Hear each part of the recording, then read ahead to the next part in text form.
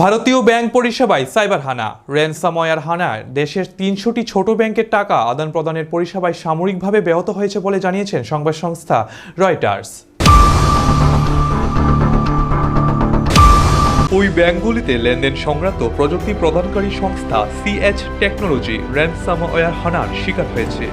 এই সাইবার হানার বিষয়ে এখনো বিশদে জানায়নি reserve bank of India. National payment corporation of India বুধবার বিজ্ঞপ্তি প্রকাশ করে এই সাইবার হানা সম্পর্কে জানিয়েছে। তারা জানিয়েছেন সিএচ টেকনোলজিকে এনপিসিআই দ্বারা পরিচালিত খুচরো লেনদেন ব্যবস্থা থেকে অস্থায়ীভাবে বিচ্ছিন্ন করা হয়েছে।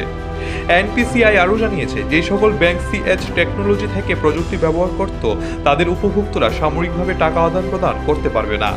দেশের টাকা আদান প্রদানকারী নেটওয়ার্ক পরিষেবা থেকে ওই ব্যাংকগুলিকে সাময়িকভাবে বিচ্ছিন্ন করা হয়েছে।